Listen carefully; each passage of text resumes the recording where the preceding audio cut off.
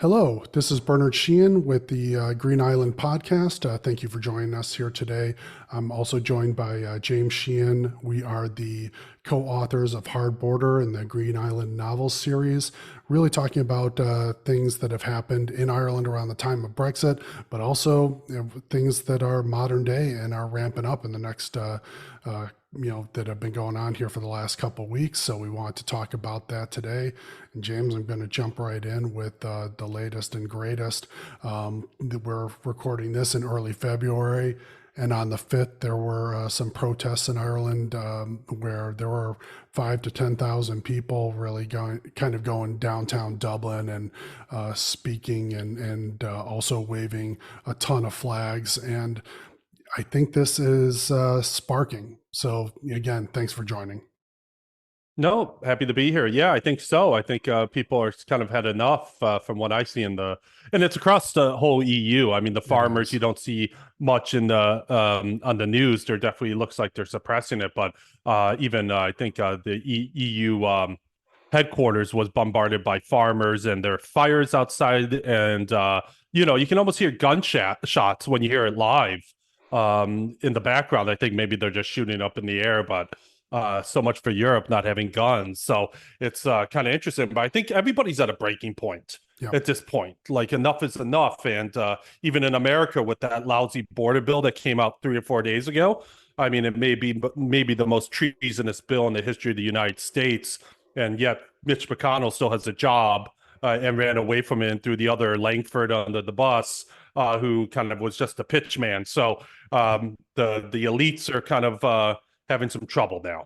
Well, I think that's the thing, like you say, across the board, that this unstoppable migration, it's not immigration, because we're first generation Americans and we know what legal immigration is. You come in and you apply, and then you get, residency here, or you get like a visa, and then you get a green card, and it's really very orderly versus these folks just coming, whether it's by boat or by land or however they're doing it. They're just walking across and entering in, and then taking up all of the various services that are able to be provided. And I saw various, and put this on as well onto our Twitter page or our X page, where you see people out of Nigeria, and they're teaching people and saying, hey, go to Ireland. You'll get a free work visa there. Just get up and go. And they're coaching people on how to do it. And it's out there. So it's being encouraged and pushed. And certainly in Ireland, they're not doing anything about it, but we're starting to see some pushback now. Again, February 5th, there were those very peaceful protests. They still tried to rile people up and try to get people to get into a fighting posture so that they could arrest as many as they could. They arrested like 11, and they made that like the headline. It's like, give me a break. What was going on? Out of thousands upon thousands of people, 11's the best you've got.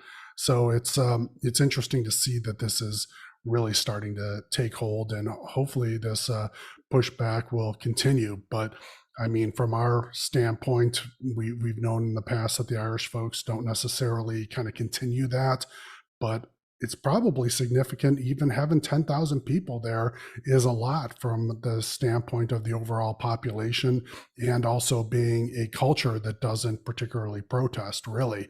So between that and the farmers, and last note before we got recording here, we see the farmers were revving up again in Ireland. So I think this is something that hopefully will have some legs. So it'll be interesting to, again, kind of watch it, but, to see that level of enthusiasm, and, again, kind of hashtags on Twitter. And it's been trending the last couple of days, where Ireland is for the Irish, and, kind of free Ireland and stuff. So it's been out there pretty strong the last couple of days.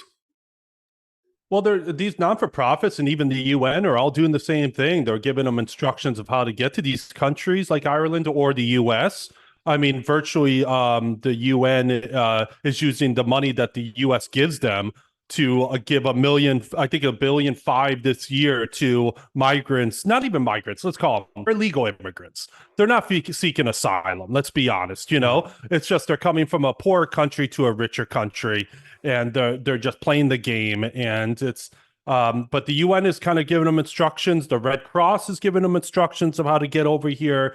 It's absolutely just crazy with these NGOs and pushing the migration. And again, there's billions of people in India and all these poor countries that would love to come here or come to these various countries that have some wealth and have built it up over the last couple centuries just to be decimated. It's definitely coordinated, and it's kind of people got to put a stop to it because the politicians aren't going to stop. And I saw some podcasts talking with some Irish people, and it's just like it's all coordinated. You elect these politicians, and they just flip on you as soon as they're in office. It's kind of and this is just a globe over.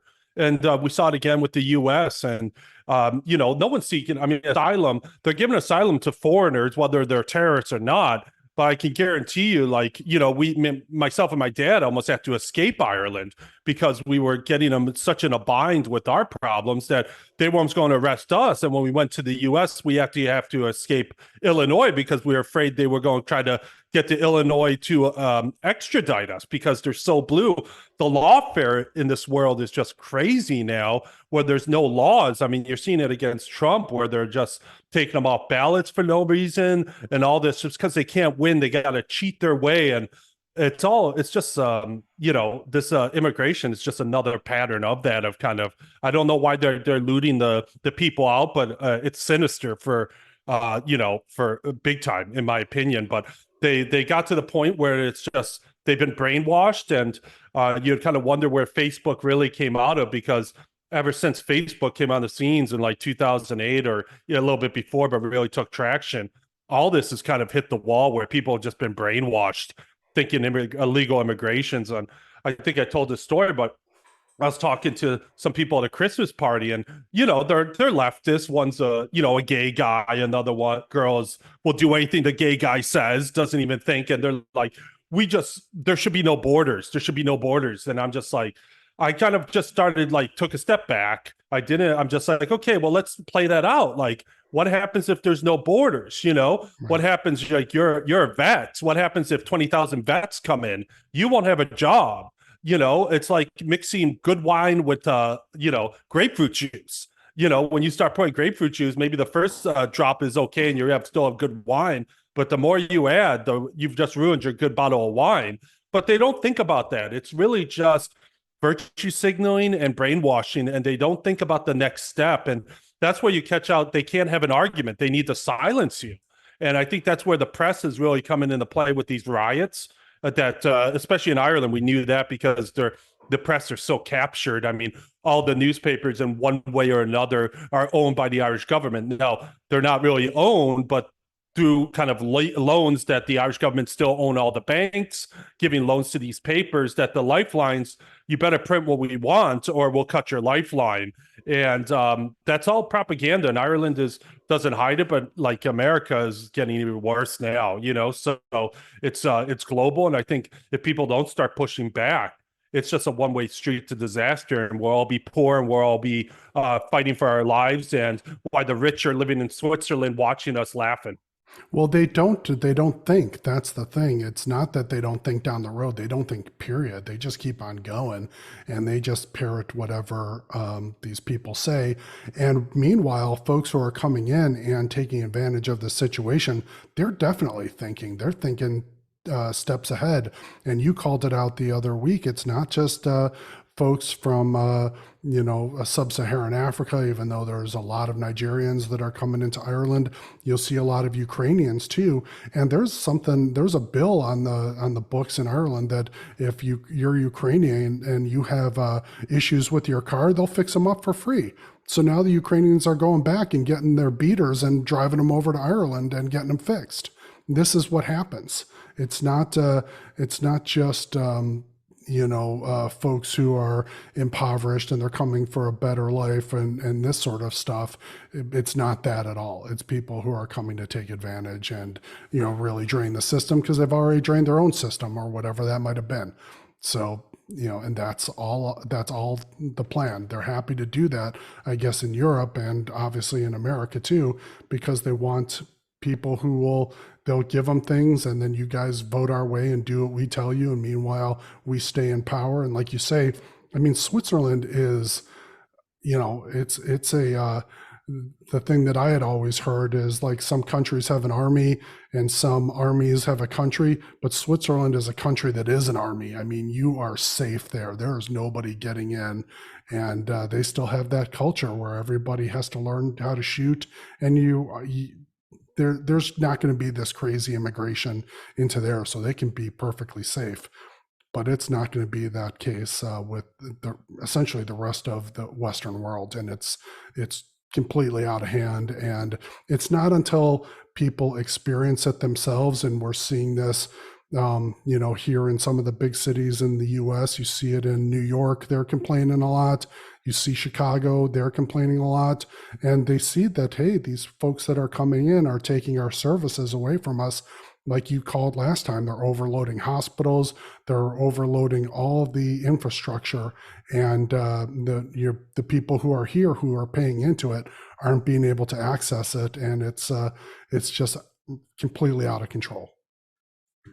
Yeah, it's virtually everywhere. They're doing the exact same thing. It's all manipulated, and if you see, they won't let the poor countries develop anymore. It's like you see the World Bank president gave a speech like maybe 2 or 3 years ago, 2 or 3 weeks ago around Davos, and he's just like, we can't open up the spigots to the natural gas for these people because they might actually start developing and doing well to, like, Africa and stuff. Like, we have to close off the natural gas to these people so that they can't develop. So it forces them to migrate. So it's just really all set up. And from an economic standpoint, these countries don't have the money. They're printing it, which is a indirect tax on the people that actually have money. So it's really just taking money out of people's hands. That have it. And so everybody's going to be poor by the end of this. It's just diluting, except for the super, super rich that are all protected. And then these politicians that are protecting them. And at the end of the day, there'll be a few at the top that have all the money and have all the control, and everybody's poor, and there'll be no way to get to them at the end of the day. So now's the time to go before that separation occurs. And yeah, Switzerland, perfect example. I mean, there's a reason why it's not in the EU. There's a reason why every person in has a gun in their house, why they have bunkers all over the place. I mean, they're virtually, and why they've always been independent. So, or neutral, which is just a joke. But I think at the end of the day, it's getting pretty bad, and people have had enough because they're just moving too quick to hide it now, of trying to I mean, the podcast I see with the Irish people, very smart guys, they're just like, this is just all manipulation. It's to kill the farms, starve everybody, and reduce the population. Eventually, lock them into a 15-minute city. With the no, and then we can control you. We feed you processed food, and you have a lifespan of 50 years, and you're dead. And then eventually, we're down to 500 million, which throughout the world, and they're all our elites, and we'll start over with a new frame of mind where there's the kings of the secret kings of the world emerge. So it's I think now's the time. And again, the population is against them. And I think you hear Al Gore, he's like, the former vice president and a president, and now an Apple guy, of course, indirect payoff for being on the board and making hundreds of millions for doing jack, saying that, oh, well, we're losing the trust of the people. The Democrats or the liberals, we're losing the trust. But when you digest it, people are saying he's not losing the trust of the people. He doesn't care about the people. He's losing the trust of the elites to hold strong while they try to conquer everybody else. And again, it's a game of numbers, and they don't have the numbers on their side. All they have is propaganda, social media, and the big oligarchs of the world that own all these companies or indirectly own them to control everybody. And sooner it's got to be enough. But you could say, well, we'll set up an alternative economy.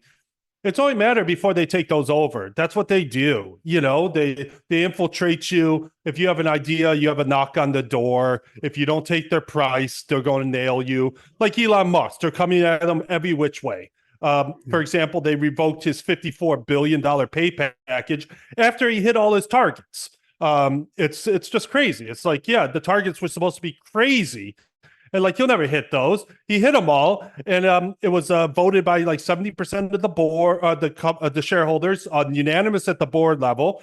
They all agreed, and then one judge comes around and says, "No, we're going to revoke that." And now they're coming out with that he does drugs and stuff like that. Well, he's still making a fortune. He's still doing what he's supposed to be doing. And if you said, well, we can't have people who do drugs running businesses, you would have almost every business leader out of business at this point, out of it.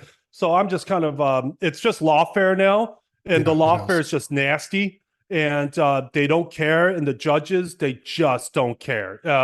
It's so crazy, and it's gotta stop, because it's just ruining the world. And I think for everybody, don't forget, that these are the people that are doing to it. But why are you voting them in all the time is the next question. Because they're sheep. I mean, that's what it is. They don't care, and you talk about hitting your targets. Disney's done the exact opposite, and they're still giving them all the money, and they can't even get them out. I mean, they're trying to do a proxy vote and get that board of directors replaced because they stink. And anybody who owns that stock is just getting crushed. But they don't care, because it's all about the stakeholders. It's not about the owners anymore. The same way it's not about the voters anymore. It's about all the elites and them having things their way. And sorry, Ireland, you're in the crosshairs now. Ireland used to be just as neutral as Switzerland, but now it's part of the EU, and this is the price they've got to pay. So, I mean, I don't know if they're going to wake up or not, but this is just out of control. And I feel like maybe it is starting. Like, again, I'm looking at these pictures and seeing all the Irish flags wave, and it's heartening that maybe that is the case where, again, you got those hashtags, Ireland is full, Ireland belongs to the Irish, and they're looking at how do we get these people out. And you can see some of those these various representatives starting to quake a little bit in their boots, which is good, because that's what they should be doing. That's the way it should be in the US too. They should all be quaking in their boots all the time, and worried about the people who they supposedly serve, rather than their lords and masters, whoever that might be over in the WEF. I mean, it's just insane, but that's the way it is. Well, it's the press too. The press are the really just just propagandists. Like, I think everybody, if you have a decent brain now, you can't trust a single word organized press say. No. If you do, you're just setting up. I mean, you see how they're going crazy just for Tucker Carlson interviewing Putin. And it's just like, and you see like everybody, all the liberal journalists, most of them have interviewed him over the past. And they're like, you see great memes that say like, Stephanopoulos interviewing Putin, journalist. Another one, Diane Sawyer, hypothetically interviewing Putin, journalist. Tucker Carlson interviewing Putin, traitor. And it's just like, now's the time to interview him. What's he saying? And from what I hear, he's saying is Joe Biden isn't running the show. Well, no crap. When you have George Soros's, hand up his ass, and his son going to meetings every other week at the White House and loading his cabinet up with his people, of course Joe Biden's not running the show, and Obama's not running the show. They're just puppets. They're frontmen, like the gay guy in Ireland, the PM. He's not running the show. They're just fillers in, and hopefully they do a good job. And if they do a good job, they will be, promoted to the elite side, of the 1% that's left standing if they can win the day, instead of the 99%. And so it's, I think these politicians all have to be fired. I mean, Mitch McConnell should have been gone a long time ago in America as the leader. Like, he's giving money against for people that needed. Like, we should have won the Senate seats in Arizona with Blake Masters, and he took the money away from him. He took the money and gave it to in Alaska. And they still won't get rid of him. And it's just like he has so much power. It's just like he can barely string two sentences together. How many aneurysms has he had live on TV? I mean, Mitch. What are my thoughts about what? Running for re-election in 2026. That's.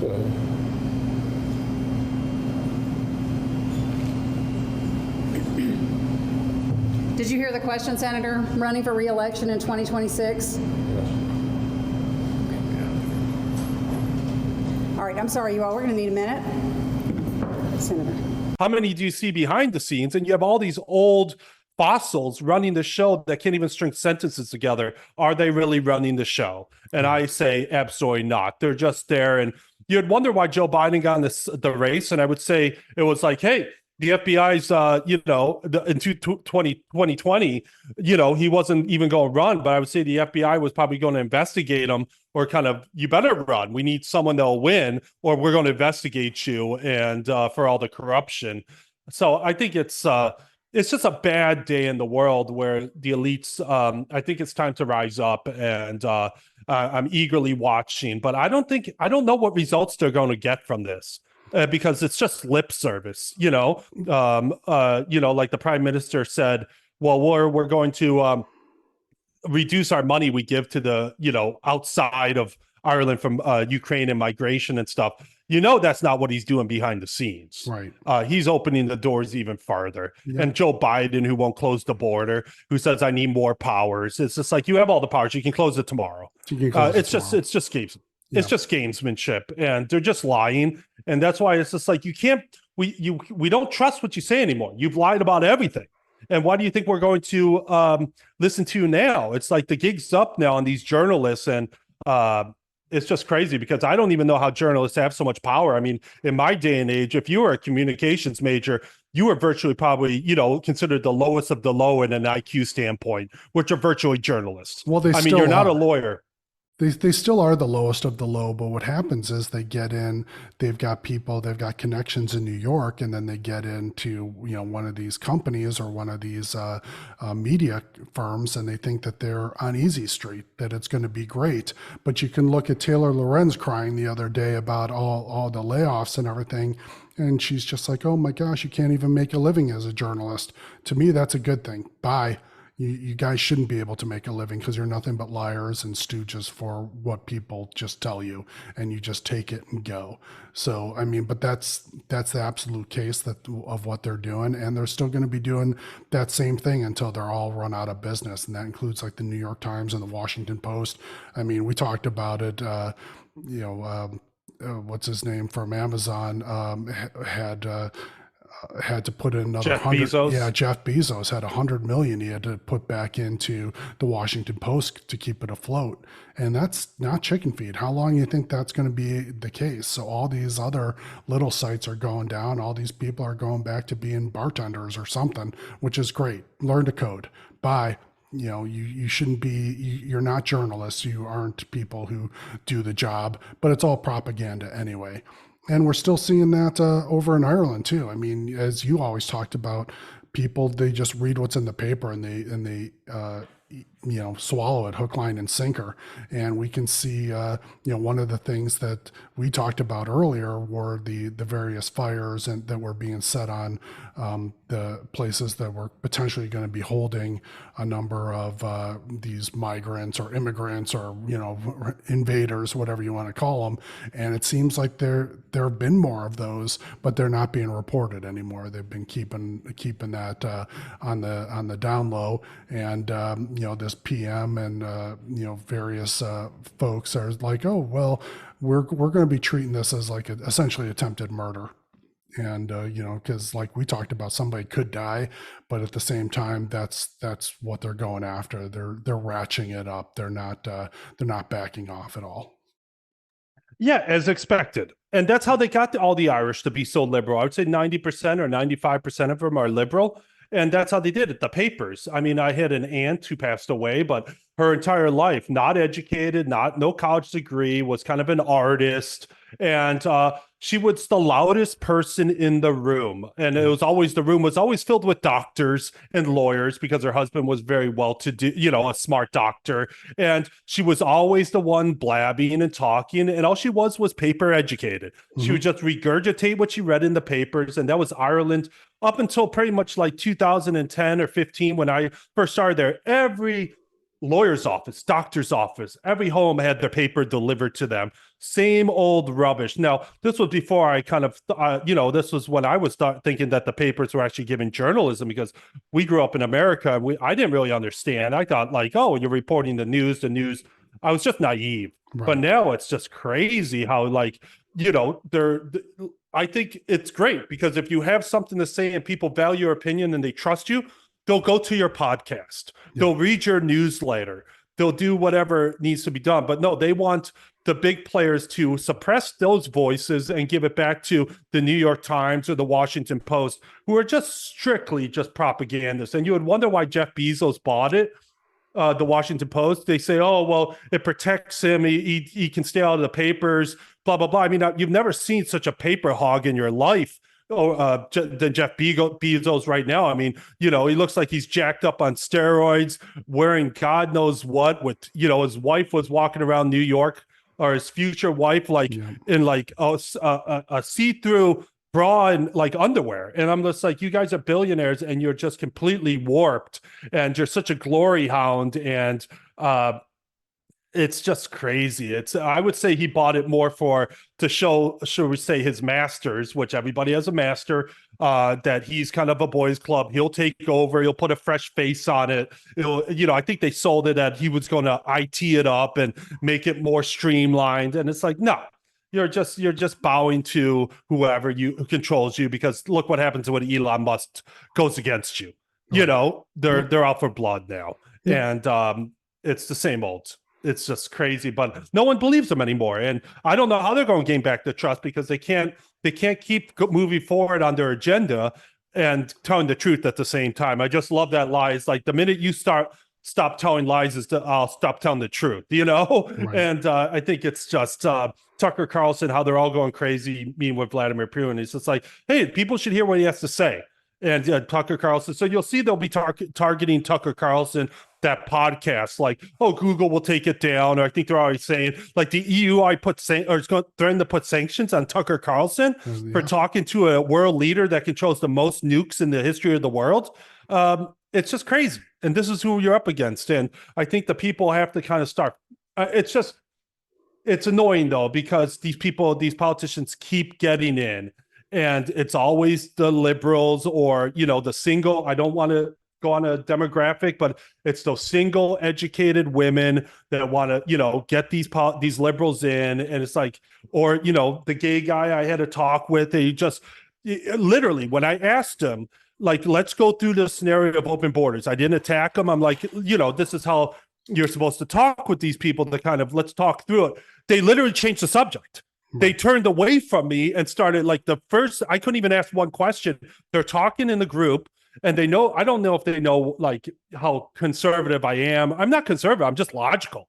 And we live in a great place. It's just like, you bring in more immigrants, it's going to affect you just as much as me. They don't want to ask that next question. It's like a robot. They literally turned away from me. And my wife's like, were you guys arguing or something? I'm like, no, not at all. She almost had to come over and take me away. But I was just asking simple questions, because they're not used to asking questions. The girl that was there was virtually saying, oh yeah, great idea, blah, blah, blah. Of course there should be no borders. And I'm like, did you even hear what he says? And my wife's like, you can't talk with that girl either. I mean, I don't. She's the affluent white female liberal. Correct. Correct. She's an awful. Who has millions of dollars in the bank and doesn't care, living off granny or something like that. And isn't affected. Is not affected. Isn't affected. Not yet. Not yet. Well, that's the thing. Even in California, they're finally being affected and trying to get out. But then they're just taking their same ideas and bringing it to Texas and ruining that state. But that's going to be the case here too. I mean, again, I think we're going to continue to watch how this happens. But there's signs of hope, which was really good.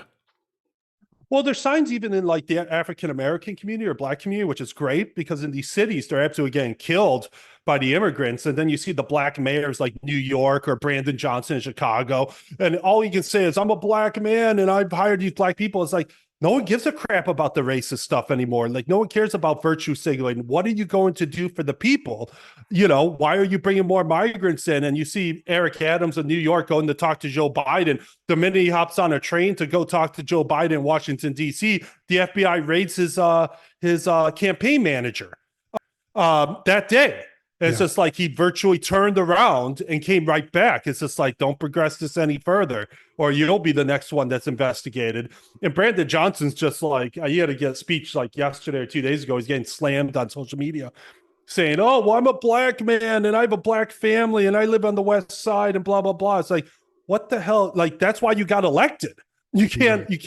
You got elected because you're a black guy. Like, now you got to do the job for the black community, and you're not doing that because you're taking your cues from whoever your masters are, which certainly aren't blacks. Right. And I think it's time that the blacks start leaving. But again, you look at it's just bad. It's just bad. Well, you are seeing it, just to kind of put a little bit finer point on it, you're seeing that in America, black men are starting to turn. The black women are still exactly the same as liberal as ever.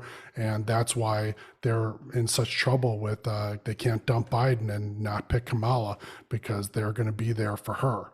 So that's the problem that they've got right now, is that it's got to be Kamala if it's not Biden. If they try to slip in some kind of white guy instead, like that horrible Governor Newsom of California, who's already ruined San Francisco, ruined California, and wants to ruin America, it's going to just be a nightmare. They're going to lose a lot of support. So they're kind of between a rock and a hard place with that senile old git.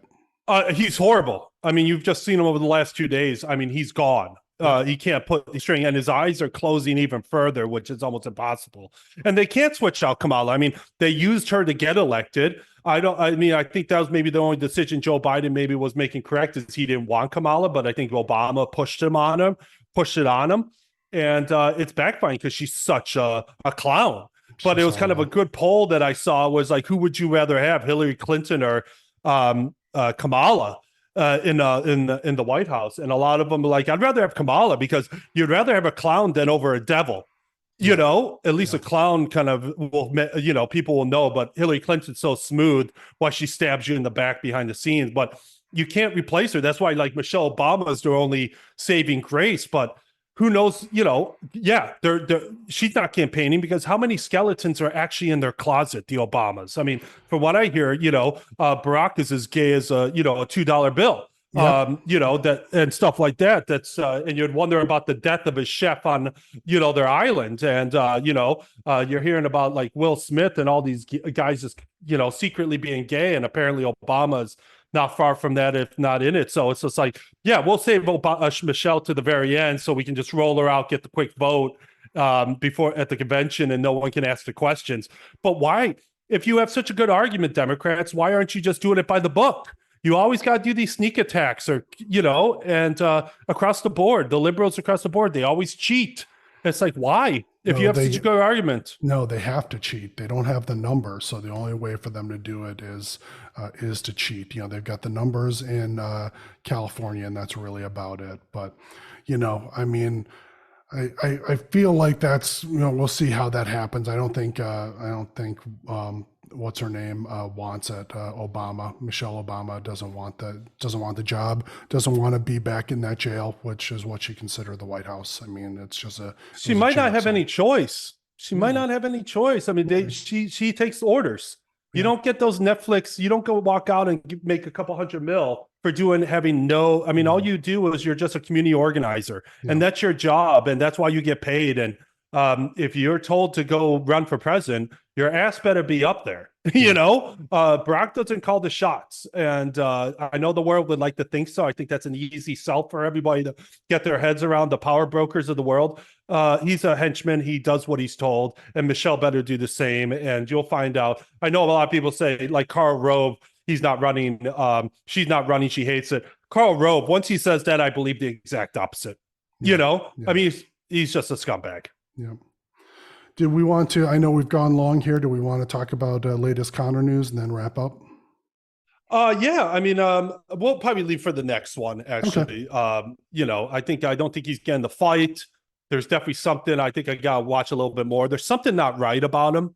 I mean, his physical appearance has changed drastically. I think he's so adamant to get on the next ticket, but he's not on it. And I think Manny Pacquiao, which I just love, is challenging him to a boxing match, which they did for Mayweather, which was a huge success, which he might take up. So we'll see how it plays out. But let's get a little bit more research over the next couple of days, because apparently he's fighting with Dana White, and it should be good drama. So let's talk about the next let's episode. let that play out.